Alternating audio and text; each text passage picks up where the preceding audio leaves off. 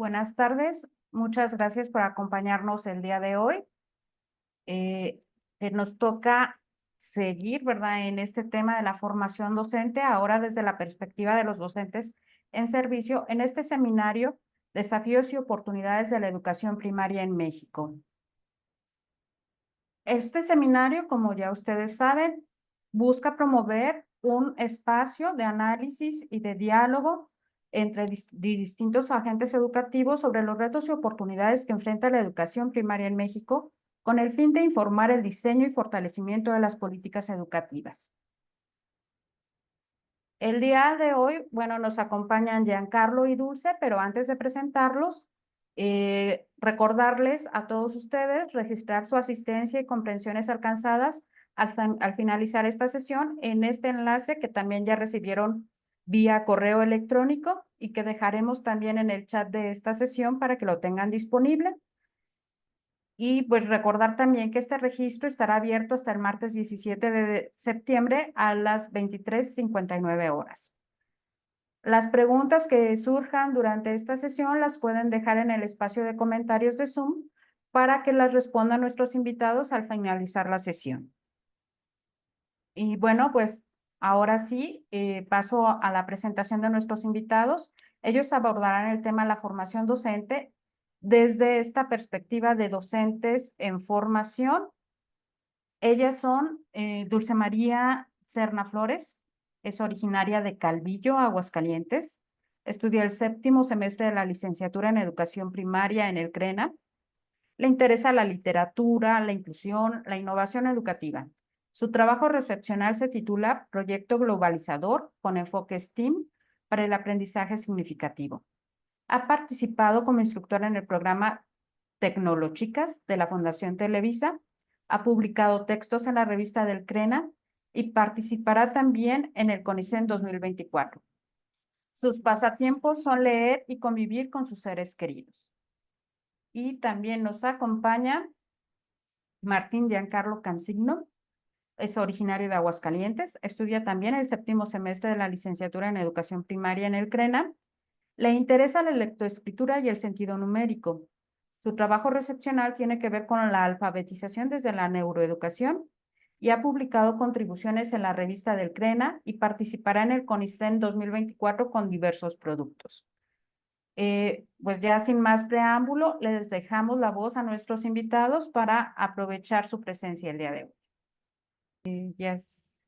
Okay, ya la voy a poner en presentación, ahora sí ya en Sí, grande. sí, ya estoy viendo la presentación correctamente. ¿Se ve bien, maestra? Sí, sí, Ok, sí. entonces, bueno, les he dado la palabra a mi compañera Dulce, que es quien va a empezar. Hola, pues antes que nada, muchas gracias por estar aquí presentes en esta sesión y esperemos que pues, sí, las reflexiones que tengamos aquí sean de ayuda y de contribución para el seminario. Y bueno, nuestro, nuestra sesión, nuestro título son... perdón, sí, no, podrías...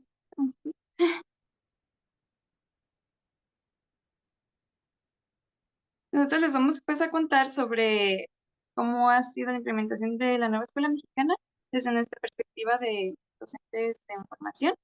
Y este es el índice que vamos a estar siguiendo, que sería pues una introducción. Y bueno, ya conocen esta estructura de las preguntas que se ha hecho, qué conviene que continúe, qué convendría cambiar, qué se necesita investigar. Y al final pues les daremos las conclusiones y nuestros datos de contacto.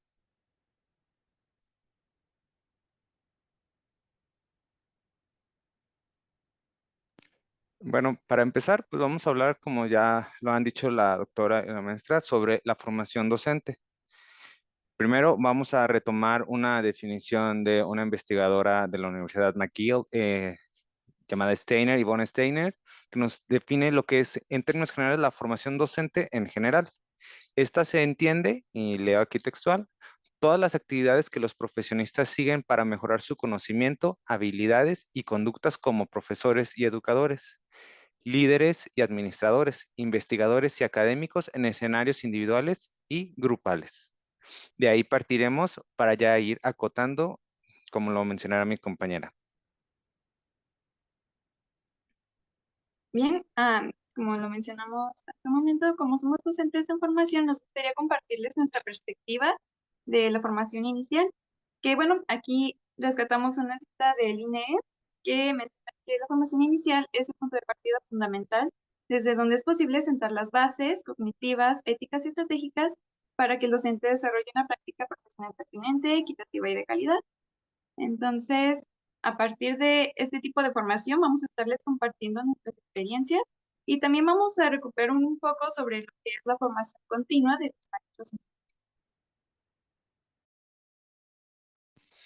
Vamos a dar un poco de contexto, ya lo han mencionado un poquito las maestras. Vamos a hablar sobre la dimensión, lo que sería la formación inicial, pero abordada desde nuestra experiencia que es, pues, en el Plan 2018 y cómo vivimos la irrupción de lo que de lo que es la nueva escuela mexicana, la NEM. ¿Cuáles fueron nuestras experiencias dentro del aula en la normal, el CRENA, y también cuáles fueron nuestras experiencias de esta irrupción ya en las prácticas profesionales?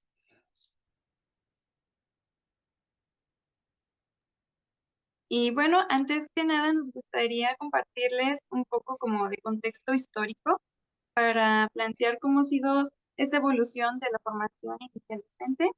Y lo retomaríamos desde el año 1984, que es cuando esta profesión se elevó a rango de licenciatura, hasta la actualidad. Van a ser, pues, más que nada fechas que consideramos relevantes y que, bueno, también influyen en la manera en que vamos a estar desarrollando los contenidos.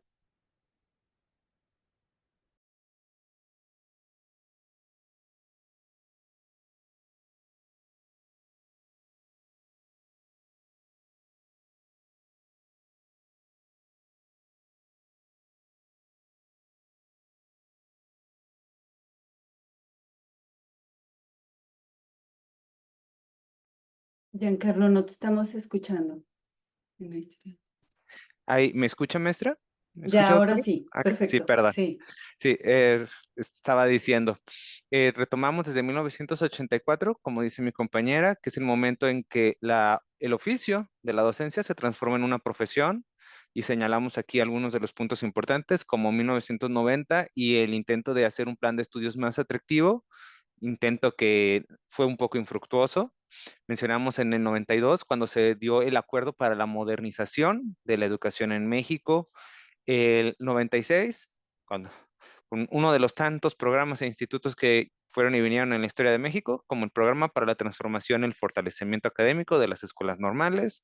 El 97, que es la reforma al plan de estudios, donde se hace un intento de hacerlo más práctico y abandonar un poco ya la sobrefocalización hacia la teoría.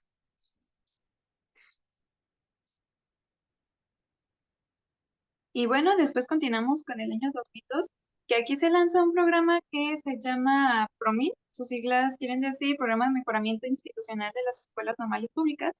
Este tenía como finalidad que se mejorara la calidad de la formación inicial de los docentes. Y después, a los 3 años, en el 2005, surge otro programa que se llama Plan Estatal de Fortalecimiento de la Educación Normal, el PEFEN, que tenía más que nada que ver con la mejora del servicio educativo. Este iba más dirigido a la parte institucional del servicio que brindaban a los estudiantes normalistas. Después tenemos el 2011, cuando se da la reforma integral de la educación básica, que pues es una reforma que se dio para nosotros, bueno, no nosotros, pero para los docentes en formación, en respuesta al plan de estudios 2011 que se dio para la educación básica. Posteriormente tenemos en 2018 la reforma que se dio a las escuelas normales para atender al programa de estudios de básicas llamado Aprendizajes Clave. Y para finalizar, tenemos en la actualidad, en el año 2022, que surge el plan de estudios para la licenciatura en educación primaria de la nueva escuela mexicana.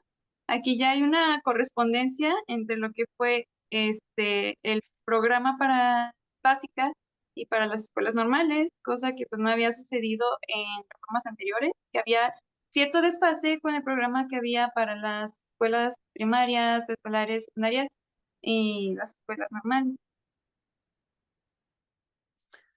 Muy bien, ahora vamos a hablar un poquito, nada más empezamos con un poco la normativa que nos señala cuál es el enfoque del Plan 2018 para la licenciatura en educación primaria, y nada más leo tantito que señala que la formación de los profesores debe ser desde un enfoque de competencias, que este fue un término clave para esta reforma y que entró en controversia con la NEM, las competencias que implicaban la movilización de saberes conceptuales, procedimentales y actitudinales.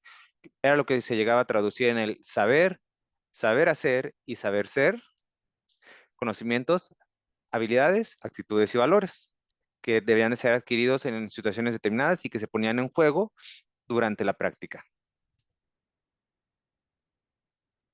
Les vamos a platicar un poquito de cómo fue nuestra transición del plan 2018 al 2022. Y para hablar de esto queremos tomar dos dimensiones, que sería nuestra experiencia en cómo fue nuestra formación dentro de la institución, del CRENA en nuestro caso, y cómo fue ya la puesta en marcha, o sea, en las prácticas, cómo vimos que esa formación que nos han estado dando, cómo ha surtido efecto en nuestras prácticas. Y bueno, aquí primero les comentamos cómo fue nuestra formación en el plan 2018 en el CRENA, en la institución. Como dijo mi compañero, este iba enfocado por las competencias, no solo para nosotros, que de hecho vamos a egresar con competencias, sino que también eso es lo que íbamos a formar en nuestros estudiantes, que adquirieran conocimientos, actitudes, valores y habilidades, y también incluso pues la evaluación iba dirigida a ese tipo de criterios. También a nosotros nos formaban desde disciplinas aisladas, que era, bueno, como todos conocemos, el español, las matemáticas, las ciencias naturales, geografía, historia, etcétera. Y estas disciplinas no solamente nos enseñaban a nosotros para recuperar esos conocimientos de la primaria, sino también su didáctica, entender cómo enseñarlo a los alumnos. También aquí algo curioso fue que nos introdujeron el proyecto como una herramienta didáctica. No era, como lo es ahora, una metodología establecida, casi como única, sino que era una opción que uno podía implementar en el aula. También el dominio curricular se nos dio enfoque a conocer, o sea, manejar el plan de estudios para conocer lo que eran, por decir, los principios pedagógicos, conocer cuáles eran los contenidos, la dosificación, sugerencias de evaluación, todos los componentes que eran del plan 2018. Bueno, en básica más bien aprendizaje es clave.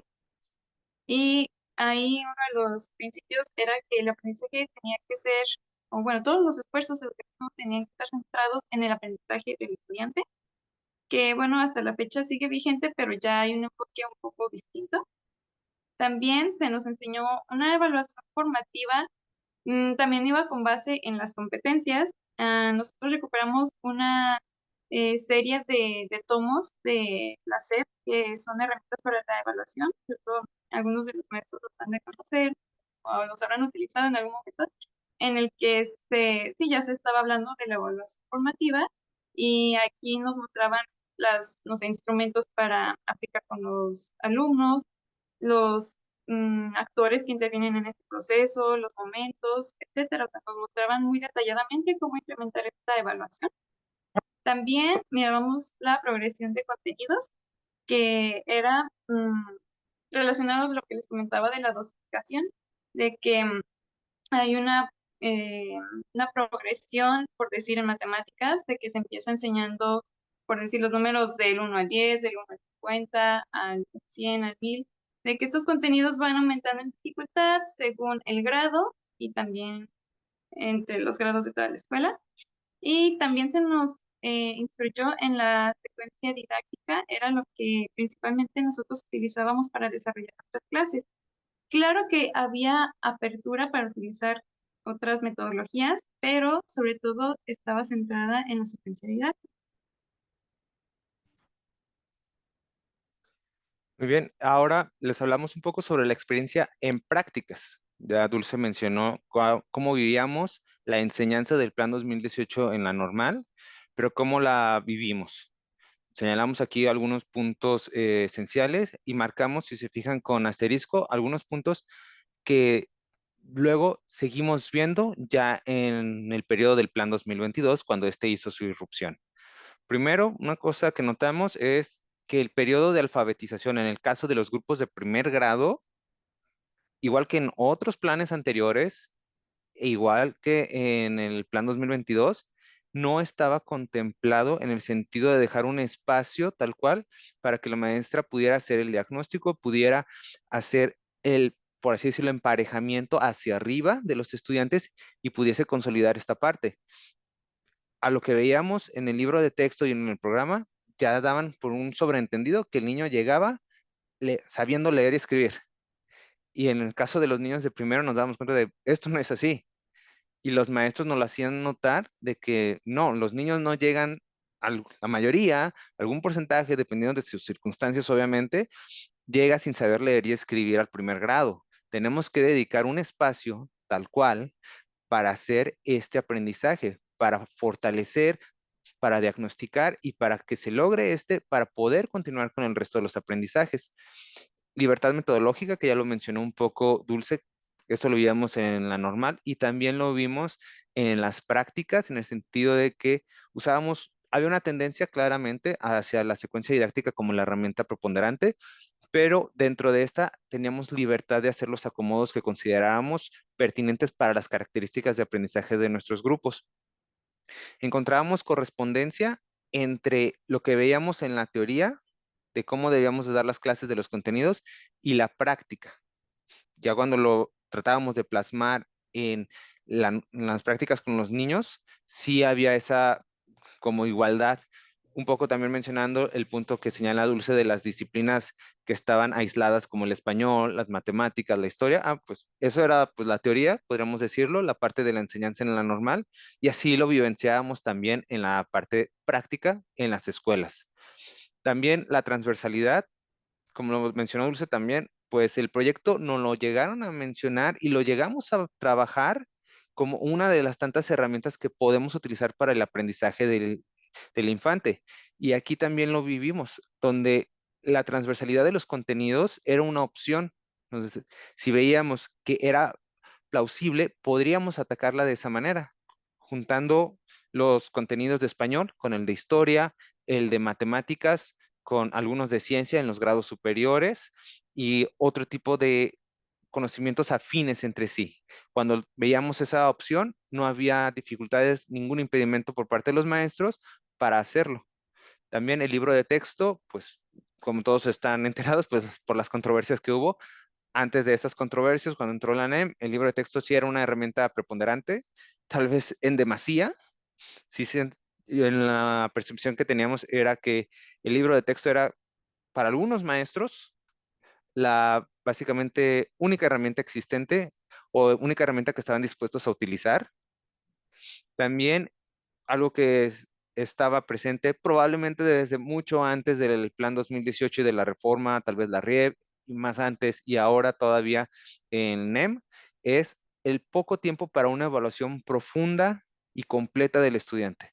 Sentíamos, y era lo que percibíamos, que en muchas ocasiones la evaluación se limitaba, sobre todo en grados menores, a una dicotomía de cumplió o no cumplió, está hecho o no está hecho, sin llegar a revisar los contenidos de cómo está hecho, qué avances tuvo, qué características me está mostrando en cuanto a su aprendizaje y su progreso y a sus dificultades. Se limitaba al clásico palomita, si cumplió, si cumplió, si cumplió, si cumplió, hecho. ¿Tiene los 5 enunciados? Hecho. Perfecto. ¿No tiene los 5 enunciados? Está mal. Eso era un punto que veíamos, de que la evaluación por condiciones macrocondiciones del sistema educativo se limitaba a eso. Veíamos que estaba focalizado en el estudiante, así lo sentíamos, que teníamos que centrarnos mucho en él, y el aprendizaje situado ya se estaba retomando o se estaba trabajando desde ese entonces. No es que ahora la NEM lo hubiera descubierto, sino ya desde entonces, y probablemente mucho antes ya los docentes lo hacían sin que fuese explicitado y dicho, el aprendizaje tiene que ser citado. No, ya los docentes de titulares y desde la normal nos decían y nos enseñaron que hay que contextualizar el aprendizaje, contextualizar los contenidos y situarlos para que el estudiante pueda reconstruirlos, para que pueda hacer esos procesos cognitivos que requiere para asimilar el aprendizaje que nosotros le estamos proponiendo. Y bueno, ahora vamos a pasar a cómo irrumpió el Plan 2022 en nuestra formación. Aquí, bueno, tomamos una cita que nos menciona de que entre los meses de agosto y septiembre del 2018 ya había comenzado este proceso de estructuración de la nueva escuela mexicana, en el que, bueno, se partió de una consulta abierta sobre los cambios que se necesitaban. Claro que, bueno, ya para entrar en vigor fue hasta el ciclo 2023-2024, pero de todas maneras, pues ya tenía como un antecedente.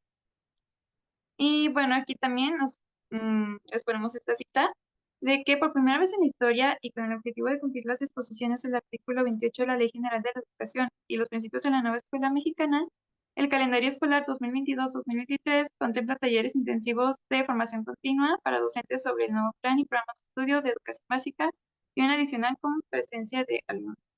Aquí ya es como un refuerzo en la formación continua de los docentes en servicio, de que se empezaron a dar las capacitaciones, los talleres intensivos, los conceptos técnicos intensivos, para ir comenzando con ese proceso de apropiación del nuevo plan de estudio.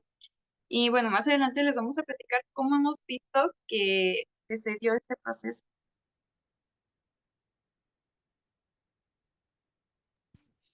Ahora, el enfoque, nada más para plantear la perspectiva como teórica o normativa, el enfoque del Plan 2022 para la licenciatura en educación primaria señala que debe estar centrado en el trabajo docente colaborativo, en el desarrollo de contenidos curriculares de manera interdisciplinar, articulada y congruente con los contextos socioculturales donde se desarrolla su formación y práctica profesional, cosa que pues probablemente ya se hacía, pero ahora ya está explicitado para que los docentes sepan que no es una opción, sino que es un deber que se está aspirando, lo cual es perfectamente admirable y eso está muy bien.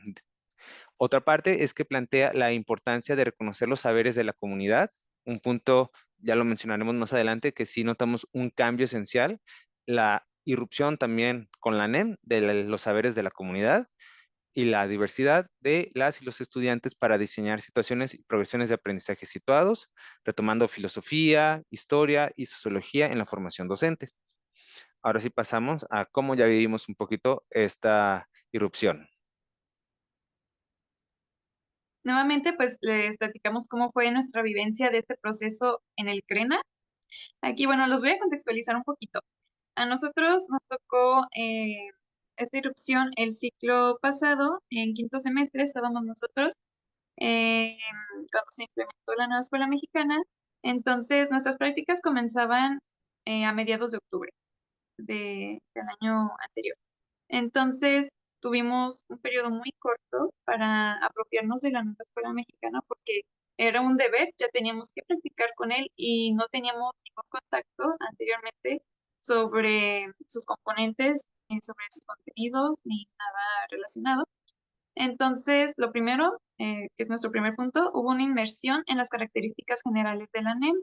No hubo una profundización, pero sí, hasta donde fue alcanzable, tuvimos la oportunidad, bueno, de conocer que ahora se estructuraba por campos formativos. Las asignaturas que antes nosotros conocíamos ahora estaban integradas en campos formativos. La forma de trabajar era por metodologías activas, los proyectos. Mm, También conocimos un poco de los contenidos, pero eso ya fue más sobre la marcha. Ya según el grado que nos correspondiera para prácticas, ya era pues ahí echarnos un clavado para conocerlo. Lo que hicieron los maestros también, como tenemos en nuestro segundo punto, fue adaptar los contenidos del Plan 2018 a la nueva escuela mexicana. Las materias que cursamos hasta ahorita no han cambiado, las asignaturas o cursos que están en nuestra malla curricular siguen siendo las mismas, pero ahora ya nos están, los contenidos que vienen ahí ya los están contextualizando para que nosotros utilicemos esas competencias ya en las prácticas bajo la nueva escuela mexicana.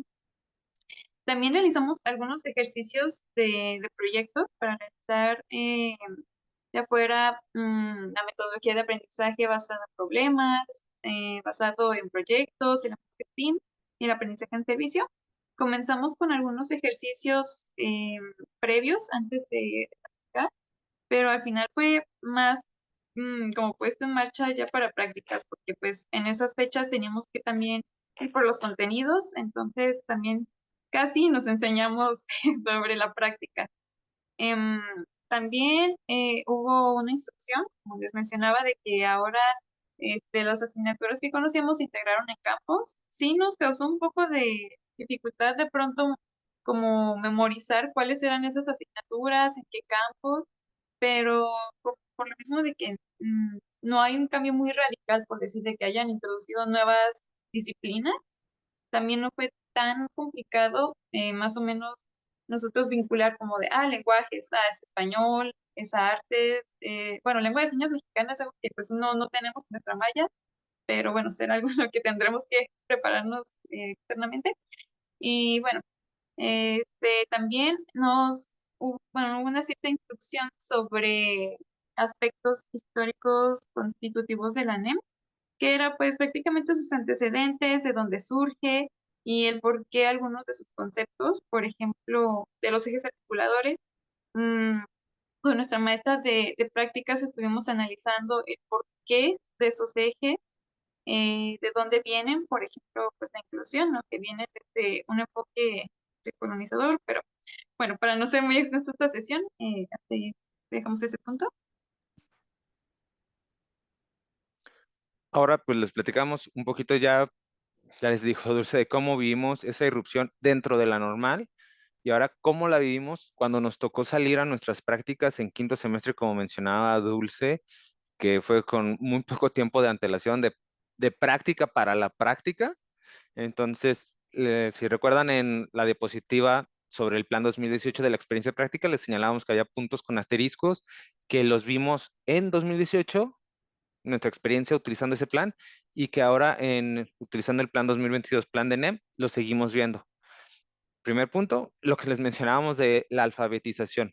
A mí me ha tocado practicar, pues el año pasado me tocó totalmente con primer grado, con distintos grupos de primer grado, y seguía esto presente, y era algo que las maestras me seguían externando, que aunque el libro de texto, el programa no maneje un espacio o una temporalidad para hacer el diagnóstico en cuanto a términos de alfabetización, de los niveles del dominio de la escritura y poder hacer un emparejamiento hacia arriba para la consolidación de esta competencia, las maestras tenían que hacerlo.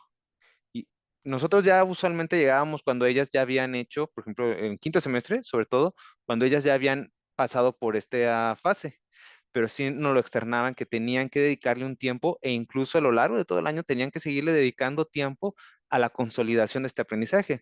No, con un mes no era suficiente, pero un mes, 2 meses, los primeros meses, sí era muy intensivo y totalmente focalizado en esto, y ya posteriormente iban agregando el resto de los contenidos. Otro punto que notamos, pues sí, un poco de restricción metodológica en cuanto a que se tenía que trabajar ya no como una posibilidad, sino ya más bien encaminado hacia la obligación de trabajar por proyectos, diferencia a lo que veíamos en Plan 2018, donde el proyecto era una posibilidad de aprendizaje, una posibilidad de herramienta de aprendizaje, y aquí ya era pues el método de facto. Vimos también un poco de disonancia entre la cuestión normativa y la práctica real, que es un poco en el sentido de llegábamos con los maestros, con las maestras y veníamos con la enseñanza que nos habían tratado de dar en el CRENA respecto, pues, NEM dice esto, el plan 2022 dice esto, así tienes que actuar. Y en muchos casos los maestros, en algunos nos decían, yo no sé hacerlo, no estoy familiarizado, lo que yo conozco es esto, quiero que hagas esto, o nos dan la libertad de hazlo a como tú puedas hacerlo y entenderlo, porque nosotros no lo dominamos todavía, también estamos aprendiendo igual que ustedes, maestros y maestras que en algún momento sí señalaban un corte total, un rompimiento, decir, ¿sabes qué? Yo no trabajo así, yo voy a seguir utilizando lo que yo he utilizado a lo largo de mi profesión, lo que a mí me ha servido para quinto grado, cuarto grado, tercero, primero, segundo, es como sé hacerlo, es como lo trato de hacer y voy sobre la marcha viendo cómo implemento NEM y aprendiendo a implementar la metodología de NEM. La transversalidad, como se está trabajando ahora por proyectos, ya no era una posibilidad, sino una obligación. Ya veremos un punto, en este momento no decimos si es bueno o malo, más adelante ya daremos una opinión acerca de cómo se manejó esta cuestión de la transversalidad de los contenidos, pero simplemente señalar que ya era una obligación. el libro de texto gratuito como una herramienta en controversia, sobre todo pues, en el estado. Ya todos están al tanto de lo que pasó y cómo durante casi todo el año escolar pasado no hubo libros de texto. Algo que se mantuvo de plan 2018 de la experiencia que vivimos en el plan anterior. Y probablemente desde planes anteriores, lo reitero, no es un problema de la NEM, no es un problema del 2018, sino de algo mucho más grande, es la escasez de tiempo que tiene el docente para hacer una evaluación profunda, completa y total. Ya no voy a reiterar sobre los puntos que ya mencioné, son lo mismo. En NEM no se convirtió en la solución mágica para esta problemática. Había una focalización en la comunidad, cosa que antes no estaba tan fuerte, era más centrado en el estudiante como sujeto, individuo, y ahora ya se toma al individuo dentro de la comunidad. Más adelante ya daremos una opinión sobre si esto era bueno o esto era malo o cómo se implementó, pero es la característica que notamos. Y se sigue dando énfasis y se resalta todavía, se puede pensar así, el aprendizaje situado, que se le da todavía más preponderancia a lo que es el aprendizaje situado y contextualizado para que el estudiante logre procesarlo y logre interiorizarlo.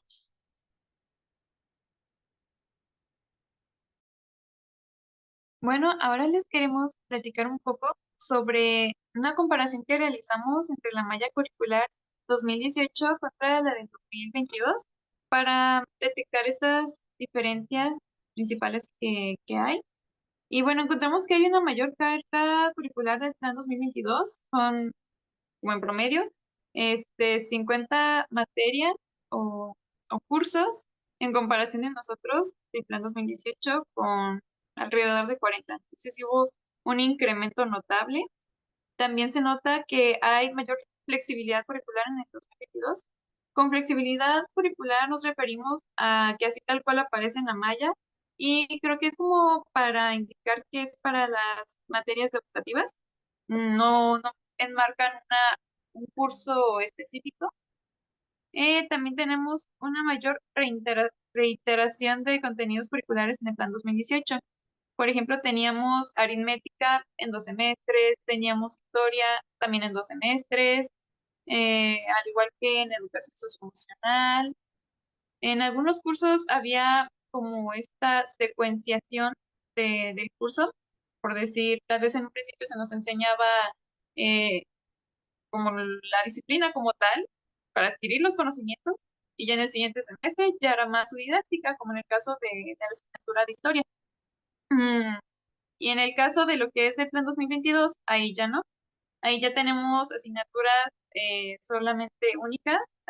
Si es aritmética es una vez, si es historia, geografía, todas son, la mayoría son sola de una vez. De hecho, creo que la que se repite podría ser la de tecnología.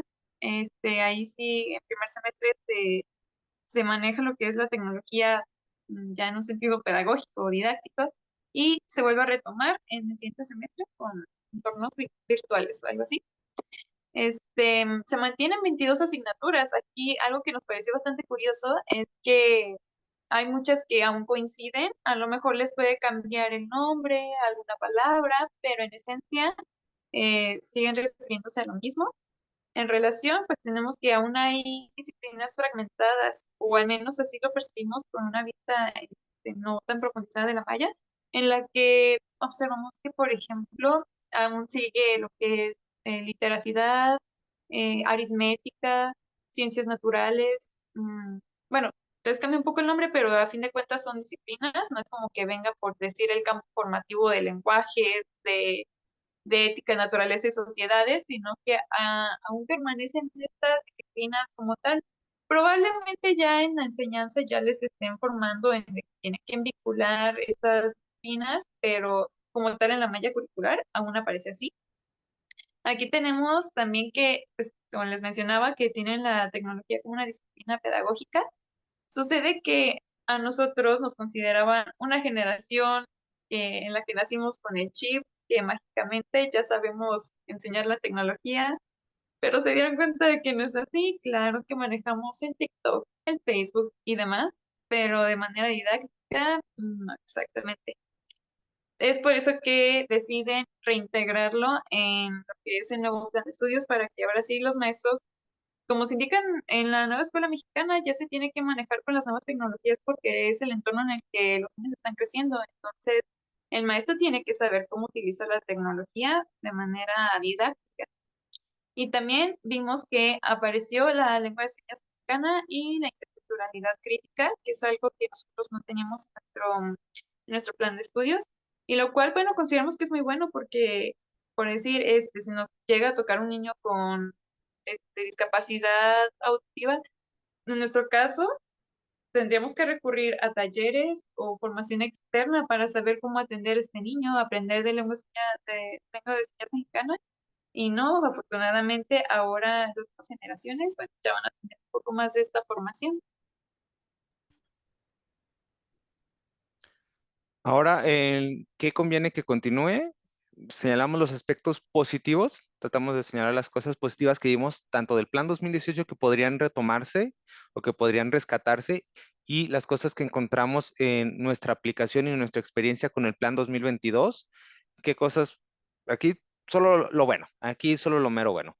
Primero, que del 2018 la secuenciación de los aprendizajes era una secuenciación clara de la progresión didáctica. Teníamos claridad de dónde empezábamos, cómo teníamos que progresar y dónde debíamos de terminar.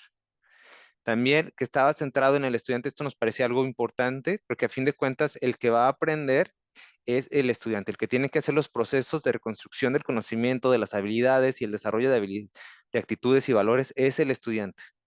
Que él sea el foco, a nosotros en lo personal nos parecía un punto positivo y que debería de siempre valorarse y retomarse en caso de que se esté perdiendo.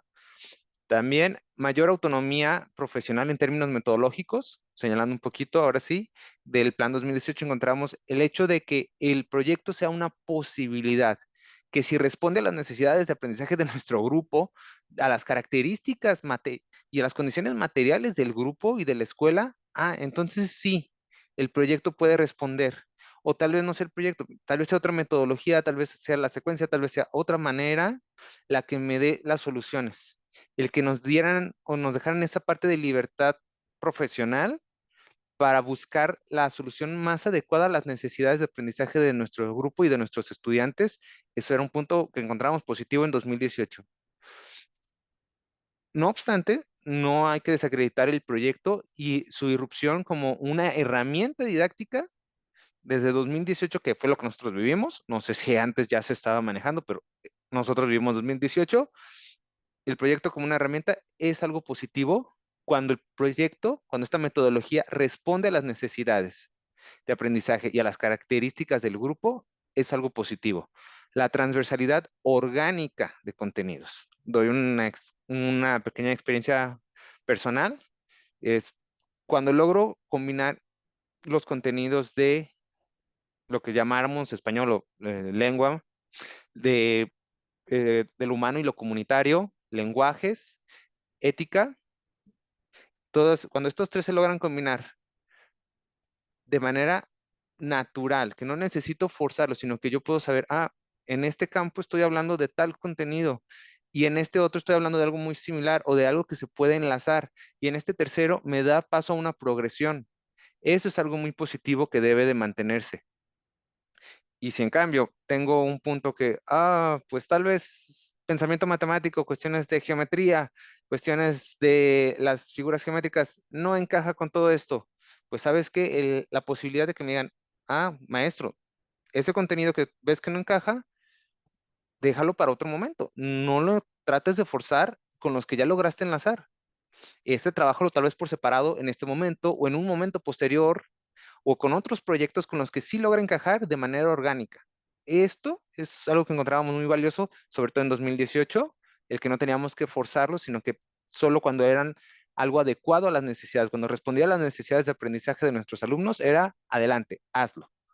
También mayor foco al aprendizaje situado y el involucramiento de la comunidad. Esto en NEM creemos que es algo positivo cuando se maneja correctamente el lograr que el aprendizaje esté contextualizado y que los aprendizajes que están desarrollando los estudiantes impacten en su comunidad o logran verlos reflejados en su comunidad, en cómo pueden ser aplicados. Esto es algo muy positivo. También encontramos lo que es la creatividad pedagógica. ante las controversias jurídicas. Lo que pasó con el libro de texto, tal vez no era algo que deseaba la Secretaría de Educación en su momento, que esto pasara para el estado de Aguascalientes, pero pasó y lo encontramos como algo positivo porque forzó a los docentes, o por lo menos a nosotros en prácticas, a decir, no tienes el libro de texto, ¿qué vas a hacer ahorita? No puedes quedarte sentado y decir, pues no tengo el libro de texto, ya no les puedo enseñar. Tienes que seguir cumpliendo con tus deberes, con tus responsabilidades, en nuestro caso de estudiantes y los maestros ya titulares como profesionales. Entonces, ¿cómo lo vas a hacer? ¿Qué vas a hacer para darle una solución? Esto es algo positivo que nos forzó a ser mejores maestros. A lo que entendemos nosotros, nos forzó a mejorar todavía nuestra práctica.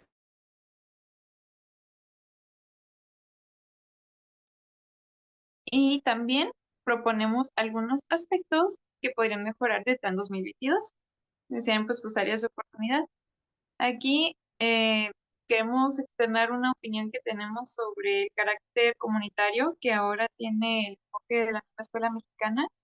Como menciona mi compañero Giancarlo, es muy bueno que haya un aprendizaje situado en el que el niño aprenda a partir de la comunidad y que esto le genere un aprendizaje significativo. Pero aquí resulta que encontramos un pequeño efecto, algo que nos causa ruido sobre este carácter comunitario, que es el hecho de que lo generaliza, de que, por ejemplo, encontramos en los libros de texto que dice, pues de que en la comunidad visita a tus abuelitos, a las personas ancestrales de la comunidad para que recuperes esos saberes. No todas las comunidades tienen las características que tal vez los libros de texto ofrecen. Entonces, hay una diversidad de comunidades en las que también son valiosas, que también tienen sus propias características de las cuales también se puede aprender. O también comentábamos, tal vez hay comunidades que tienen un ambiente muy tóxico para los niños y que tal vez no sea el más adecuado. Y claro, también de eso también se podría aprender. Sin embargo, consideramos que debería haber una diversificación más compleja sobre lo que es el aspecto de la comunidad, de que deben considerarse la diversidad que tenemos en el país de comunidades. Qué bueno que se estén retomando las comunidades indígenas que tal vez antes no eran tan consideradas en el estudio, pero no son las únicas. Claro que se les debe darse un enfoque, que se debe dar atención a ello, pero también considerar, si estamos hablando de diversidad, que de verdad consideren todos los tipos de comunidades que pueda haber, o que haya esa apertura a trabajar con las distintas características que encontramos. El segundo punto es la claridad de formas de implementación de las metodologías. Aquí sucede que muchos maestros, tanto en formación como en servicio, de pronto no conocemos bien a profundidad cómo utilizar las metodologías. A veces la información no es lo suficientemente clara para decir, esta fase y esta otra se diferencian en tal punto. A veces nos causaban confusión porque estos dos puntos pueden ser ambiguos o uno puede sustituir al otro. Habían aspectos en los que considerábamos que no había la suficiente claridad y esto creemos que cayó en que cada maestro quiso tomar la decisión que quería sobre cómo abordar los contenidos. En relación, pues también tenemos la gestión de tiempo para el trabajo por proyectos, porque, por ejemplo, en nuestro caso, en la escuela normal nos decían algunos maestros, son tantos proyectos en total, en nuestro texto, digamos, unos 80. Tenemos tantos días lectivos en el calendario escolar, tocan de a tantos. O hay quienes dicen, no, se pueden trabajar proyectos de una larga duración, pueden durar 3 semanas, pueden durar un mes, un año, o hay quienes pueden decir, no, tienen que durar 2 semanas, una quincena. No hay un consenso sobre cómo se pueden utilizar los proyectos, cómo gestionar el tiempo que se les dedica. Entonces creo que es algo que causa conflicto tanto para nosotros, que de pronto tenemos tanto las exigencias de la escuela normal como de las primarias, que son, ¿y a quién le hago caso? Y para los maestros, que ellos ya estaban acostumbrados a trabajar por secuencia didáctica, ahora el no tener una claridad de cómo utilizar la metodología de proyectos también les causa mucho conflicto. Otro punto sería clarificar los alcances y límites de la autonomía profesional. Nos parece que es algo muy positivo que ahora se le dé, bueno, en realidad el maestro creemos que siempre ha sido autónomo, que a fin de cuentas es un profesional y en teoría debe tomar decisiones adecuadas. Sin embargo, creemos que hay una confusión en cuanto hasta dónde llega este alcance, hasta dónde el maestro es autónomo y puede tomar las decisiones sobre qué estrategias implementar. Por ejemplo, si puede tomar tantos contenidos para un proyecto o si tiene que seguir una estructura rígida de cómo abordarlos. Estas dudas que seguramente muchos maestros en el servicio tienen, ¿hasta dónde está esa supuesta autonomía profesional? ¿Qué tan acompañados deben estar o qué tan autónomos deben de ser? Otro punto es la gestión de tiempo para la evaluación formativa. Es algo que hemos venido pues abordando desde antes, de que por las condiciones que consideramos que hay en nuestro país, la verdad es que muchas veces es imposible cumplir con lo que se dicta.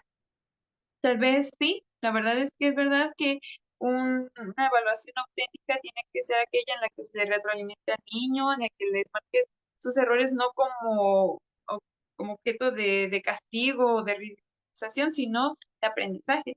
Todo eso es muy importante, pero el problema es en qué momento le dedicas esa plática pedagógica a cada uno de tus 40 y tantos alumnos en un total de tantas horas que dura el día de hoy. La verdad es que hay muchas condiciones que, como dice mi compañero, tal vez la NEM no es la solución mágica para esto. Esto va más allá y es el sistema educativo mexicano que tenemos el que genera estas condiciones para que nosotros podamos implementar esta evaluación. Y bueno, de hecho, el siguiente punto es sobre eso, de que consideramos que debería haber un mejoramiento de las condiciones materiales dentro del sistema educativo para que de verdad se cumplan esos objetivos que nos están planteando. Creemos que para que haya una adecuada formación docente, debiera dos líneas, que es claro que se nos forme en cuanto a lo pedagógico, saber adquirir los nuevos enfoques, los nuevos paradigmas, pero también que nos den las condiciones para poder ponerlo en marcha, porque nos dicen, sí, la evaluación tiene que ser así, así, así, me tienes que rendir todas estas cuentas, pero pues no somos magos.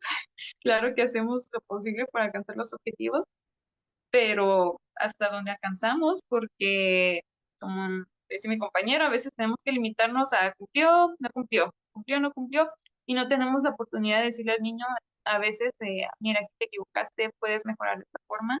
Entonces, es una dualidad que se tiene que tomar en cuenta. Ahora sí, ya pasamos al punto de qué deberíamos de investigar o qué proponemos que se investigue. Lo planteamos a manera de preguntas. La primera es, ¿cuál es el grado de utilidad de la formación inicial desde la NEM autopercibida por los docentes en formación?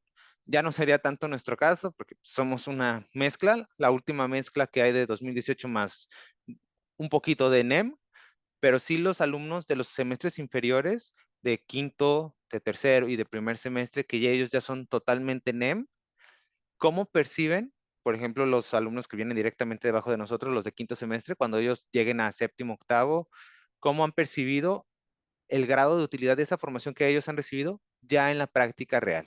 ¿Cómo lo perciben? Sería un punto a investigar.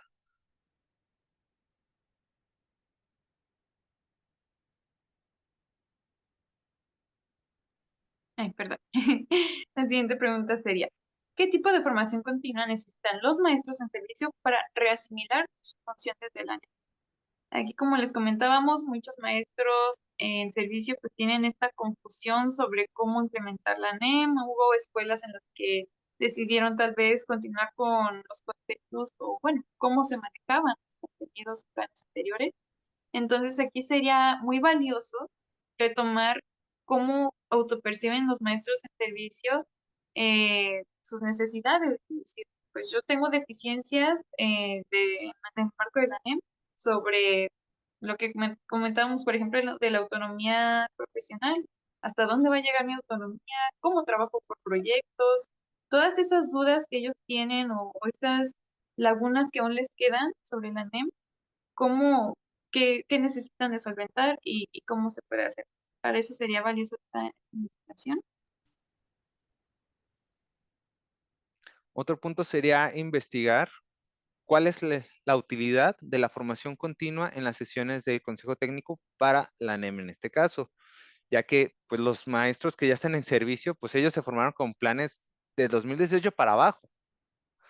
y su actualización, pues son las sesiones, las 8 a 13 sesiones que hay al año, dependiendo pues del calendario, de lo que plantee la SEP, sesiones individuales de un viernes, que es de las 8 de la mañana a más o menos la 1 de la tarde, con la pausa de una media hora para la comida. Entonces, ¿qué tanto le sirven estas 13 sesiones en un año escolar? 13, 15, redondeándolo a un número mayor, 15 sesiones a lo largo del año, ¿qué tan útiles son? Más las 2 semanitas de fase intensiva. ¿Esto es suficiente para ellos para que logren empaparse y apropiarse de las metodologías, de las características y necesidades que plantea la NEM? ¿O se requiere otro tipo de formación adicional, continua para los docentes? Entonces, por eso investigar qué tan útiles, qué tan provechosas son estas sesiones para los docentes ya en servicio. También nos preguntamos cuáles sean los efectos a largo plazo del actual planteamiento de la enseñanza de las matemáticas. Aquí quisimos dar un pequeño enfoque sobre estas habilidades básicas que pues, es el pensamiento matemático y la alfabetización. Pues como podemos observar, ya se trabaja de manera distinta los contenidos de pensamiento matemático. Entonces, nuestra pregunta es, pues prácticamente, ¿qué tan efectivo es este nuevo planteamiento a largo plazo? En línea con lo que ya mencionó Dulce, así como sería del pensamiento matemático, pensaríamos sobre cómo se puede implementar el proceso de la alfabetización, otra habilidad básica. De hecho, pues son básicamente las dos que se trabajan en primer grado, alfabetización y la matemática, el pensamiento matemático, son las dos que se trabajan. En este caso, planteamos cómo se podría implementar el proceso de alfabetización desde la metodología de los proyectos de la NEM. Porque ahí tal cual no señala espacios ni momentos para la enseñanza o para el diagnóstico y el emparejamiento de los estudiantes, que si llegaste con 5 alumnos que son presilábicos o incluso previo al presilábico, primitivos o indiferenciados, con niños que son alfabéticos, que niños que son silábico-alfabéticos o silábicos, no se dedica un espacio en lo que vemos en la práctica real a que todos estos alumnos alcancen el nivel alfabético y lo superen. Entonces, ¿cómo se podría hacer ese proceso dentro de la metodología de proyectos? ¿Cómo se debería de trabajar?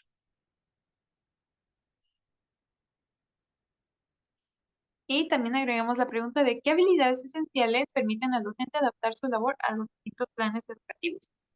Estábamos comentando que consideramos que la formación docente debe centrarse, además de, obviamente, preparar al docente para el plan vigente, o sea, debe darle esas habilidades para que cuando esté en servicio, los planes de estudio que le vayan tocando, las reformas educativas, que tengan la capacidad de adaptarse y de tener abierta la mente y decir, bueno, trabajábamos de este modo, ahora tocó así y pues me voy a adaptar, voy a investigar, me voy a actualizar para saber cómo afrontarlo de manera correcta y no estancarme pues en el pasado. Ahora sí pasamos a la fase de conclusiones. Aquí ya damos un poquito de opiniones sobre cómo vimos estos puntos. Empezamos con la irrupción de la NEM al plan 2018, que fue lo que nosotros vivimos. Primero, pues que era un proceso que se tenía que dar. Ya lo elaboró SEP, ya lo elaboró el gobierno federal, entonces no se podía quedar en una estantería, tenía que darse tarde o temprano y en algún momento, pues a alguna generación le iba a tocar verse afectada. Y en este caso, pues fuimos nosotros y la generación superior a la nuestra, los alumnos que acaban de egresar, fueron los que, ¿sabes qué? Pues tú 2018, pero pues ya, ahora vamos a trabajar con otro momento y pues era necesario. Ellos tenían, ya lo hicieron, tenían que llevarlo a cabo. Sin embargo, también consideramos que faltó más capacitación previa antes de su implementación, tanto para nosotros como docentes en formación, como para los maestros en servicio. Y en esta misma línea, creemos que todavía hace falta más información consensuada que clarifique las formas en que se debe de trabajar. Mencionaba, por ejemplo, Dulce ya en puntos anteriores, la gestión del tiempo de los proyectos, que haya claridad en cuanto a cuántos proyectos es obligatorio que trabaje 50, 60, 70, 80 proyectos en el año. Tengo las posibilidades y la libertad profesional de decir, ¿sabes qué? No, solo voy a trabajar 3 proyectos, solo voy a trabajar 2 proyectos y aparte voy a hacer este tipo de metodología o voy a trabajar un proyecto al mes acompañado de esta otra estrategia, este tipo de información que dé más claridad a cómo debes de trabajar siguiendo la metodología de NEM y las posibilidades más allá de la metodología de NEM. Es decir, que podamos trabajar no solo por el proyecto, sino por las estrategias y las herramientas que respondan a las necesidades de nuestro grupo, que a fin de cuentas es lo más importante. No se trata de el ego profesional de decir, no, es que yo salí con este plan y con este plan voy a trabajar. No puedo enseñar tal cosa porque lo que yo sé es esto. No se trata a fin de cuentas de nosotros, sino el que va a aprender a la escuela es el estudiante. Entonces tenemos que adaptarnos a las necesidades del estudiante. Y si en alguna ocasión el trabajo por proyectos me resuelve, me responde a esas necesidades de mis estudiantes, responde a ellos, entonces perfecto, adelante, vamos con el proyecto. Pero si el proyecto es insuficiente, entonces que se nos permita, que se nos brinde la información y la capacitación para poder integrar otras estrategias que se complementen al proyecto. También proponemos algunas características que serían deseables para la formación inicial. Y bueno, primero pues sería información precisa, como menciona mi compañero Giancarlo, sobre la forma de aplicación de la NEM, porque pues sí, aún nos encontramos con muchas contradicciones y información diversa que debería ser más centralizada y más precisa. También capacitación sobre la integración de saberes básicos, que sería, como mencionábamos, también alfabetización y pensamiento matemático, con la metodología por proyectos, porque bueno, si esta es la forma de trabajar, ¿cómo hacerlo? Porque aún no tenemos la claridad suficiente para hacerlo. Bueno, hablamos como suponiendo sobre también cómo sería para las generaciones que están debajo de nosotros que ya tienen integrada la NEM, pues también sería deseable que ellos tuvieran estas características puntuales. También fortalecer las capacidades profesionales que permitan la adaptabilidad del docente en servicio a la nueva escuela mexicana, que también se relaciona con lo que les comentábamos de que tenga estas habilidades para poder actualizarse y de adaptarse al cambio y que pues no se quede atrapado en el tiempo. También una mayor formación práctica en el trabajo metodológico y de preceptos teóricos, que pues se le fortalezcan estas dos partes también. Y por último, lo de fortalecer las capacidades de transversalidad de los contenidos en el trabajo por proyectos, o sea, que haya un mayor acompañamiento sobre cómo hacer este vínculo o esta transversalidad de contenidos, de disciplina, que pues no siempre tenemos mucha claridad sobre cómo hacerlo, porque una cosa es el qué y otra cosa es el cómo, que te digan, ah, pues sí, tienes que hacer una transversalidad de estas disciplinas, necesito ahorita el campo formativo tal, pero no siempre basta con lo teórico, también hace falta aterrizarlo en la práctica. Y ya para concluir, solo mostramos un poquito de las referencias que utilizamos para nuestra presentación.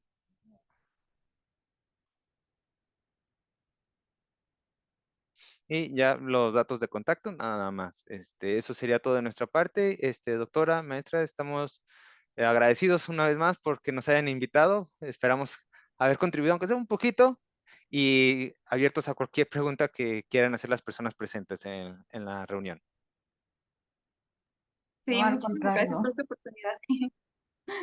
Al contrario, agradecida. Yo creo que en este seminario, en donde todas las aportaciones han sido tan interesantes, yo he disfrutado de manera particular escuchar a los estudiantes, ¿verdad? Estudiar a los docentes en formación, porque nos dan una perspectiva muy diferente que a lo mejor ya los mayores no alcanzamos a ver y con esta creatividad, con estas ganas de hacer las cosas, pues nos enriquecen mucho. La verdad, reconocer todo este recorrido que hicieron, ¿verdad? Por estos eventos importantes de la formación en la educación normal. Muy interesante también esta comparación que hacen del plan 2018 con el plan 2022. Y pues de verdad, yo iba anotando algunas preguntas, pero ustedes mismos ya me las iban contestando, ¿verdad? Como qué hacer para formar a los docentes que están en servicio, esta formación continua, qué recomendaban para la implementación del plan de estudios 2022 en la educación normal, pero pues ya fueron respondiendo esas preguntas, ¿verdad? A lo largo de su presentación y en las conclusiones también. Yo, bueno, quisiera que nos compartieran ¿qué estrategias o experiencias nos pueden compartir o nos pueden recomendar para lograr el involucramiento de la comunidad, ¿verdad? Que cobra tanta relevancia en la nueva escuela mexicana. ¿Tú lo respondes o yo? Si quieres, yo doy una respuesta y luego tú complementas. Va. De acuerdo. Bueno, sí, para responder la pregunta, ¿cómo involucrar a las comunidades? Creo que el punto de partida, el punto inicial, tiene que ser el conocimiento que tienes de lo que es tu comunidad educativa. Y un poco retomando el punto que mencionábamos sobre la sobresimplificación y un poco idealización de que se plantea en los libros de texto de lo que es la comunidad en México, es abandonar esa idea, porque no es real. Una disculpa, pero México no es como se plantea en los libros de texto. Las comunidades en México no son como se plantean en los libros de texto. Algunas sí, no todas. Las que son mexicanas. Las que no son así, también somos mexicanos, son mexicanas. Entonces, lo primero es conocer realmente lo que es tu comunidad escolar, tu comunidad educativa. Platicamos un poco de la experiencia que estamos cursando ahorita con nuestras prácticas de séptimo semestre. Estamos en la escuela José María Chávez, que está ubicada en el fraccionamiento San Marcos, es cerca del Segundo Anillo, aquí en la ciudad de Aguascalientes. Esta es una comunidad, los maestros, ellos nos han platicado que en realidad es una escuela de concentración, que aproximadamente tal vez la mitad del grupo, bueno, de la escuela, mejor dicho, vienen de la zona y de las zonas circundantes, como la colonia San Marcos, que está pasando el Segundo Anillo, la colonia del Valle, Curtidores, Río San Pedro, etcétera, pero el resto de los estudiantes no pertenecen a las colonias aledañas. Entonces, ahí estamos hablando de una comunidad educativa muy diversa, que tiene características muy distintas, que no es lo mismo los chicos que viven en Curtidores, a las orillas del río, en algunas casas de lámina, a los chicos que vienen de la colonia del Valle, a los estudiantes que llegan a ir a la escuela desde Santa Mónica, desde Rancho Santa Mónica, a los que van en Río San Pedro, a los que van tal cual en el fraccionamiento San Marcos y a los que van de la colonia San Marcos y tal vez de Bosque Sereno, que ya está más cerca. Entonces estamos hablando que es una comunidad educativa, porque todos forman parte de la comunidad, que es muy compleja. Entonces, primero, para poder involucrarla, tienes que partir del estudiante, de sus características familiares, para ver cómo se pueden integrar todos esos actores que son los que te generan la comunidad. La comunidad no son las calles aledañas que están ahí, no son los centros del DIF, no son las tienditas, son las personas que viven y que integran tu comunidad escolar, son los que hacen tu comunidad educativa y a los que tienes que integrar. Y también las personas que están ahí y que no forman parte de la comunidad educativa, ellos también llegan a ser, pero el inicio es tu comunidad educativa y sus características, y tienes que conocerlas, conocer la realidad, no caer en, es que todo México es de cierta manera, todas las comunidades escolares educativas tienen saberes ancestrales. No es así, no todas las comunidades son de cierto modo que es bueno y sabio. Hay complejidad, hay realidades, hay contrastes, hay incoherencias, hay coherencias. Hay un mundo muy real y muy nutrido de experiencias y de vivencias en la comunidad escolar que tú tienes que conocer primero para poder de ahí decir cómo puedo jalar para que mis estudiantes se enriquezcan de la comunidad y enriquezcan a esa comunidad y la mejoren, reconociendo que la comunidad en sí tiene cosas que mejorar, que ninguna comunidad, ni aquí, ni en Suiza, ni en Dinamarca es perfecta. Todas tienen algo que les puede fallar o que puede ser mejorable, y el punto de partida, a mi parecer, es el reconocimiento, y es a partir de la información que obtienes de ellos.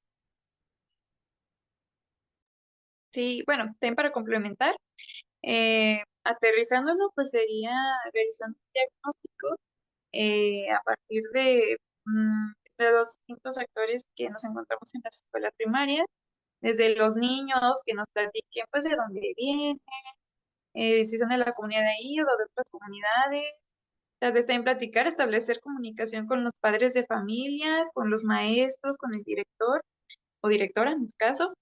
Y así sería la forma de ir conociendo más a profundidad lo que es la comunidad. Y también, pues lo que comentaba mi compañero, muchas veces los niños no vienen todos de una sola comunidad, Muchos pueden venir de otras más lejanas y aquí tal vez lo que sería muy enriquecedor sería formar a los niños como agentes de cambio, de que tal vez no todos van a actuar sobre ahí en la localización de la escuela, sino que de los aprendizajes que tengan, pues que ellos también influyan en donde ellos viven, de que ellos también tienen en las comunidades o localidades en donde ellos están, que ellos sepan también cómo influir ahí. Pero sí, también esencialmente, pues la comunidad escolar también es muy importante, que es más que nada compuesta pues también por los padres de familia. Y también aquí es importante pues establecer muy buena comunicación con ellos porque muchas veces también son padres ausentes, entonces eso son dificultades, pero al final de cuentas repercute mucho en los niños y es importante tener un contacto con ellos. Muchas gracias. Y yo creo que esto también es algo que se tiene que retomar desde la formación inicial, ¿verdad? Ir preparándolos para este acercamiento con las comunidades y que seguramente ya sus profesores en el CRENA y otros profesores de otras normales pueden retomar estas experiencias que ustedes adquieren en la práctica y que pues ayudan a la implementación de este aspecto de la nueva escuela mexicana. Lupita, no sé si tú quieras intervenir. Pues hubo algo que me llamó la atención y bueno, primero les agradezco las reflexiones que nos comparten y como decía también la doctora Ceci, pues el recorrido que han hecho y la comparación, ¿verdad? El recorrido sobre la formación inicial y también los elementos de formación continua y la comparación entre planes, el análisis que hicieron entre el plan 2018 y el 2022. Algo que me llamó la atención al inicio es cuando ustedes nos comparten que con la nueva escuela mexicana se concibe la profesión docente como una actividad colaborativa, si entendí bien, como una actividad de trabajo colaborativo, ¿no? Y yo quería preguntarles, bueno, desde su experiencia, yo sé que ustedes fueron formados o están siendo formados con el plan previo, pero en su experiencia con el plan previo, ¿en qué medida les preparan para que la docencia sea un trabajo colaborativo? Y yo sé que vieron también el nuevo plan, ¿verdad? El plan lo estuvieron analizando. En el análisis que ustedes hicieron, ¿qué tanto vieron que se les está preparando para este trabajo colaborativo, ¿no? Como docentes, entre docentes, ¿verdad? Como una tarea compartida. No sé si fui clara, ustedes me dicen. Ah, sí, se refiere como entre, por ejemplo, nuestros compañeros de clase, tanto como el colectivo docente de las escuelas primarias. Bueno, en el caso de ustedes, si en la formación docente se promueve esta conceptualización de la docencia como una actividad colaborativa donde lo hacen de forma articulada, ¿no? Que entendí que es uno de los cambios que proponen con el nuevo plan de estudios. Sí, pues en realidad sí al menos en palabras, sí se nos marca mucho de que la formación docente es un trabajo en el que el colectivo tiene que tomar decisiones conjuntas, en las que todos aporten sus opiniones, sus ideas. Y en la práctica, pues consideramos que se nos ha formado en eso porque, por ejemplo, en semestres anteriores hemos realizado proyectos en los que mm, a lo mejor no son proyectos especialmente de la materia de prácticas, ahí casi siempre son proyectos individuales, pero en otras materias sí nos ha pasado que nos dejan proyectos mm, como mini colectivo, ¿no? O sea, nosotros compañeros nos ponen un proyecto para que lo realicemos todos juntos y tal vez se puedan presentar situaciones en las que, bueno, a lo mejor no me cae bien fulanito, pero al final de cuentas tenemos que dejar de lado las relaciones personales y pues meternos en nuestro papel ya interiorizándonos como profesionales. Y pues sí, en ese caso, en la práctica, sí se nos ha fomentado el trabajo colaborativo, que pues es para alcanzar un fin, que es el aprendizaje. Muchas gracias, Dulce. Y bueno, también me preguntaba, porque yo sé que a ustedes en lo que nos compartían, pues nos decían que les dieron una preparación antes de ir pues al trabajo bajo estos nuevos planteamientos de la nueva escuela mexicana. Y me preguntaba cómo experimentaron el trabajo por proyectos, o sea, ¿qué desafíos se enfrentaron ustedes al trabajar por proyectos? Para dimensionar un poco cómo fue su experiencia. Bueno, ahí fue algo curioso porque una pequeña nota, hay un documento que se llama Sugerencias Metodológicas para el trabajo por proyectos educativos, algo así. Pero este documento, pues contiene justamente estas 4 metodologías, que pues es el aprendizaje basado en problemas, proyectos comunitarios, aprendizaje de servicio y enfoque STEAM. Y este documento, nosotros no sabíamos que iba a ser el que implementarían para la nueva escuela mexicana, pero este documento ya lo tenía uno de nuestros maestros en la normal y de hecho creo que fue en nuestro tercer semestre cuando nos puso justamente a diseñar un proyecto con alguna de sus metodologías. Y ese fue, pues, en práctica nuestro primer acercamiento. Y ya como tal de la capacitación que nos menciona usted, que tuvimos antes, en lo personal fue un poco estresante y frustrante el hecho de que más que nada se nos ponía justamente ese documento de sugerencias y a lo mejor nos daban una explicación sobre en qué consistía cada fase del proyecto, pero hay puntos en los que sí nos causaba conflicto de estos dos se parecen mucho, o aquí ya vamos en cierta fase del proyecto, ¿por qué me voy a regresar otra vez a algo que ya había visto? Entonces, habían dudas que de pronto no, tampoco eran tan resueltas, entonces sí fue interesante también experimentar con nuevas metodologías, pero creemos que nos hizo falta más práctica. Bueno, no sé, también mi compañero, cómo fue su experiencia personal. Sí, pues creo que muy de la mano de lo que menciona mi compañera Dulce, así como ella lo dijo, pues el maestro en tercer semestre que nos planteó este trabajo fue el primero probablemente ya con la metodología actual, ya de los 4 tipos de proyectos que son los que se trabajan en NEM. Y sí, creo que suena un poco redundante, pero sí fue un poco de estrés, de confusión sobre el cómo delimitar los contenidos que debía incluir una fase. Por ejemplo, si no me equivoco, el de proyectos comunitarios, espero que me corrija Dulce, este es el que más etapas tiene, creo que es el que tiene 11, poquito más de 10, y hay otras que tienen 5 o 6. Entonces, por ejemplo, en el de proyectos comunitarios que eran 11, sí había momentos en los que yo sí honestamente decía, ¿cuál es el propósito de esto si ya lo estoy haciendo en otra fase? ¿Para qué necesidad de tanta reiteración? O esta reiteración no me parece productiva para el aprendizaje. Siento que me está deteniendo en la progresión que ya llevo. Ese tipo de detalles de delimitar qué tenía que hacer en cada fase y el propósito de cada fase, de cómo trabajarlas. Y una nota, no sé si me estoy acordando mal, pero en ese caso el maestro nos puso a trabajar, si no mal recuerdo, con asignaturas particulares. No era tanto la necesidad ya de, pues ahora vamos muchachos a juntar todas las materias en un proyecto y a trabajar, sino era más el proyecto y buscábamos qué asignatura podíamos ubicar que se implementase o que tuviese resonancia con ese tipo de proyectos, como ahora se usa de que, pues usas aprendizaje en servicio para tal campo formativo, con tendencia a eso. Usas el STEAM para tal campo formativo, que es el de pensamiento matemático y saberes. Entonces, ahí nada más nos daba la metodología y decir, ok, pues voy a jalar en ese entonces pues la disciplina que creo que empata, voy a ver cómo la voy a ir adaptando.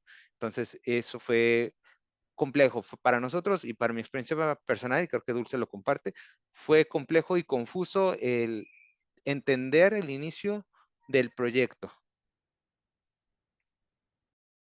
Muchas gracias. Y pues sí parece ser que, como ustedes decían en la presentación, se necesitan más elementos para, bueno, precisiones y una formación más constante, ¿verdad? Como más persistente para desarrollar esas habilidades que se demandan. Y creo que también lo que ustedes apuntaban, como considerar no solamente esa metodología, sino una variedad de metodologías, ¿no? Sí, sin duda, doctora, de que el proyecto es rico y el proyecto como metodología sin duda tiene áreas muy positivas como el involucramiento con la comunidad cuando es factible, cuando es posible y cuando es beneficioso para el aprendizaje de nuestro actor central y el más importante de todos, que a fin de cuentas es el estudiante. Y habrá momentos en que el proyecto, por las características de la comunidad educativa del grupo, simplemente no responda o no logre responder en su totalidad y tengas que acompañarte de otra estrategia o simplemente otra estrategia sea la que reemplace totalmente al proyecto y sea la que mejor te responda. Eso sí sentimos que es algo que debe de retomarse, que se debe de puntualizar, de que a fin de cuentas no es la metodología la que te va a dar la respuesta mágica a todas las soluciones. Son las necesidades de aprendizaje del estudiante las que debes de tomar en cuenta para poder jalar toda la capacitación, toda la formación que tienes previa y dar una respuesta a esas necesidades que tiene de aprendizaje el estudiante, que a fin de cuentas es el objetivo principal de la educación, es que el estudiante logre los aprendizajes. Sí, de hecho, creemos que pues ahí está la autonomía profesional de decir, así es como yo veo al grupo y con toda la información o la formación que yo tengo, yo decido que lo más adecuado es esto. Creemos que pues la autonomía profesional ahí es donde radica y se me fue la idea, pero eh, pues sí, así es el proceso prácticamente.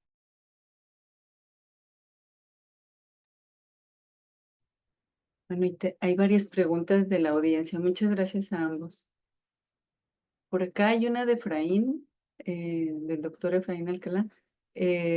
Bueno, les felicita por lo que han presentado y plantea la pregunta, en su experiencia, ¿cómo trabajaron los ejes articuladores? ¿Qué tanto los docentes titulares los integran en los proyectos o solo los enuncian en la planeación?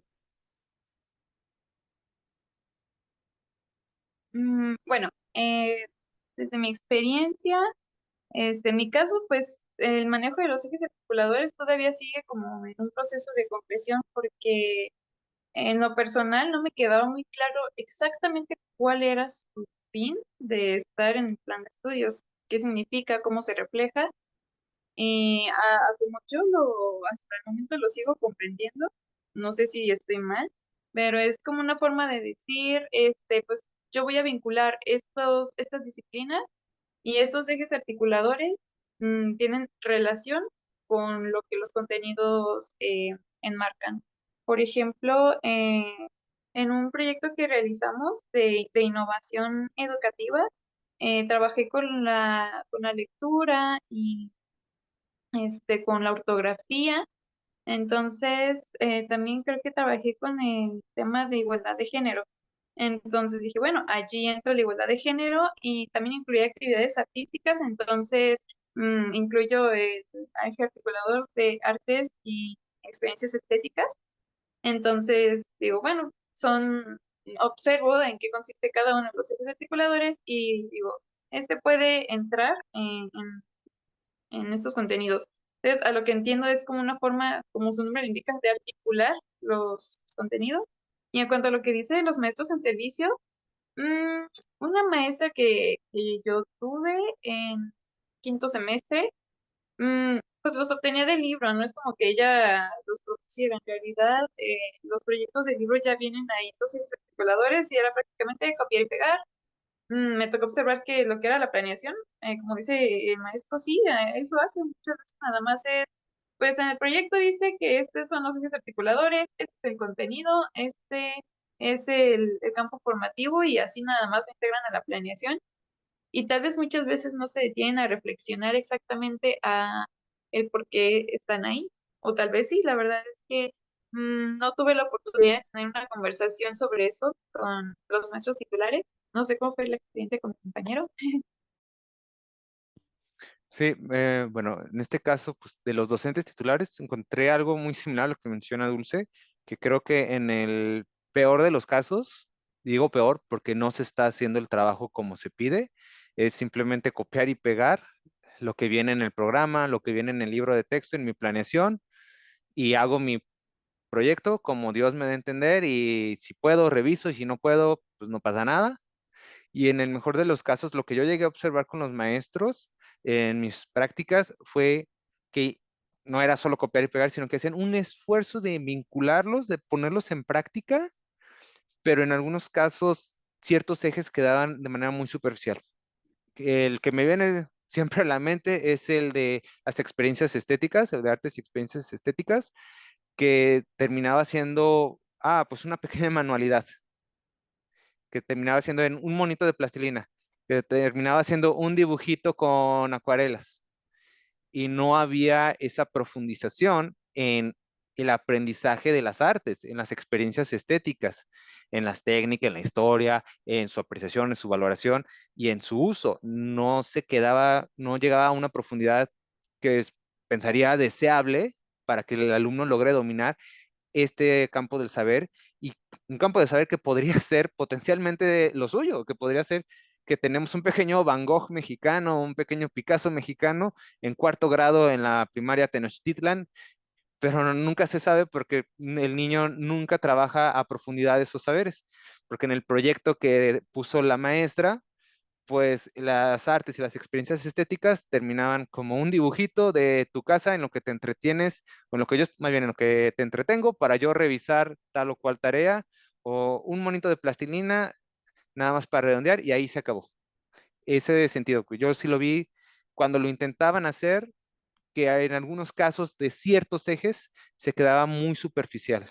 También el de la inclusión pues no es, como todos sabemos, no es, mira, tienes que ser inclusivo, sino que tiene que volverse una práctica, algo ya interno al estudiante.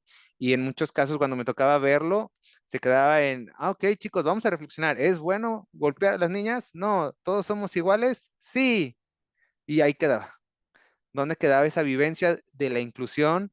¿Dónde quedaba esa profundización e integración, sobre todo? No solo el aprendizaje de la definición, sino de integrarlo como un hábito de, ok, la inclusión significa esto, significa que la igualdad, que todas las personas, sin importar nuestros órganos reproductivos, tenemos las mismas oportunidades, que no debo de juzgar a las personas por tal o cual característica fisiológica, que debo de actuar con base en los hechos que ellos lleven a cabo.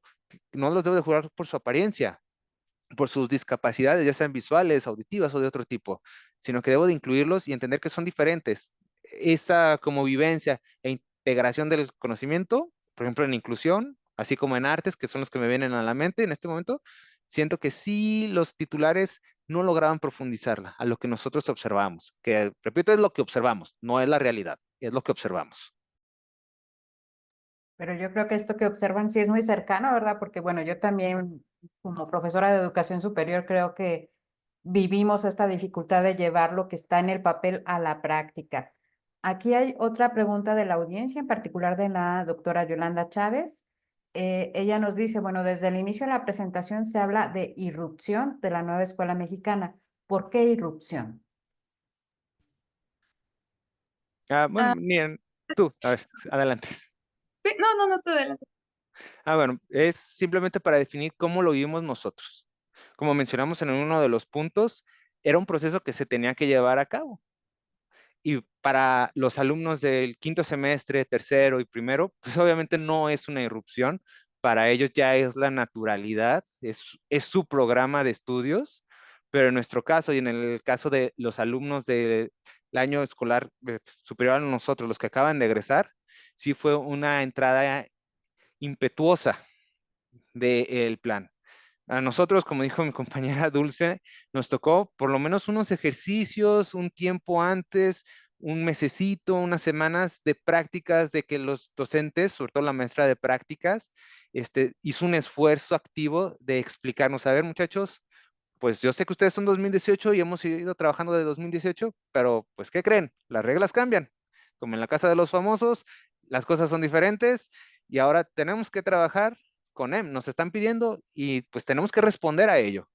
Es nuestra responsabilidad profesional, tenemos que darle vuelta a la página y avanzar, no podemos quedarnos a lamentarnos. Entonces, sí fue algo un poco intempestivo el adaptarnos. Y no solo nosotros, sobre todo nuestra vivencia fue con un poquito, pero yo solo me imagino la vivencia de los alumnos que en ese momento eran de séptimo semestre, que en un mes tuvieron que entrar ya a sus prácticas profesionales ya más amplias y sin nada de experiencia. Entonces, por eso el término de irrupción. No bueno ni malo, simplemente cómo lo vivenciamos nosotros, que fue de un momento a otro un poco intempestivo de, no se canceló 2018 para nosotros, pero ¿saben qué? Ahora tienen que aprender NEM.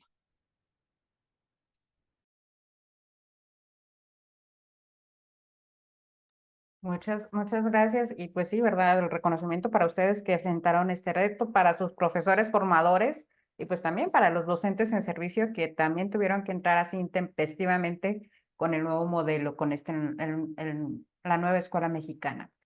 Yajaira también los felicita por su presentación, que fue muy interesante, y pregunta, más allá del trabajo que han estado realizando los docentes en activo en los consejos técnicos, ¿cuáles serían las 3 principales recomendaciones que ustedes les darían para fortalecer la implementación de la nueva escuela mexicana?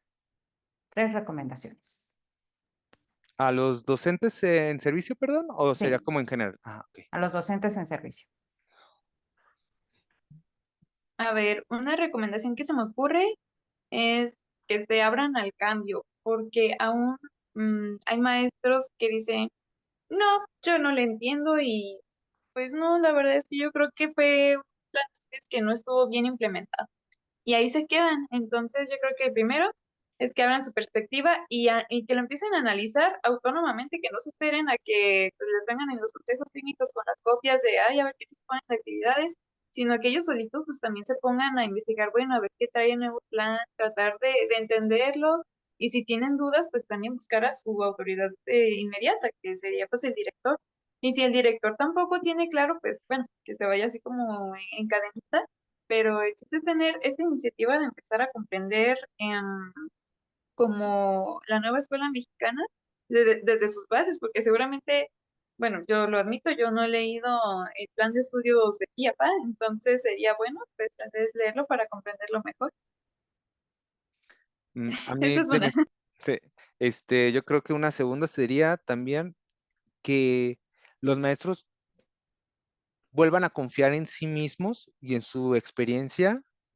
Sobre todo, pues los maestros, como dice Dulce, creo que los que más encontramos con un poquito de rechazo hacia NEM son los más veteranos, no tanto los maestros más nobles o jóvenes, sino los más experimentados, son los que paradójicamente son los que más se resisten al cambio, cuando yo lo pensaría que al contrario, porque los maestros con 20, 30, 40 años en el servicio, que parece que nunca se van a jubilar, han vivido muchas reformas, porque bueno o malo, como lo queramos ver, pues cada sexenio últimamente ha habido una reforma que recrea todo el universo de la educación mexicana.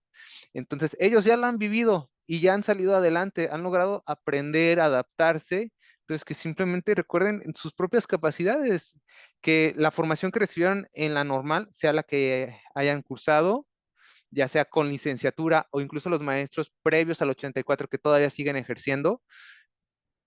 Esa formación fue buena, fue mala, pero aún como haya sido, ellos han ido experimentando, han ido aprendiendo y que vuelvan a tener esa confianza en sí mismos y en sus capacidades, es decir, pues ya he vivido tantas reformas, que es una raya más para el tigre, ni modo que no puedan, yo siento que deben de poder, porque tienen los conocimientos y la experiencia que a nosotros nos falta, que nos falta muchísimo, ellos ya la tienen. Entonces, yo pensaría, si tengo 40 años y ya he visto del 75, del 60, del 80, 90, digo, ¿por qué no voy a poder con esta?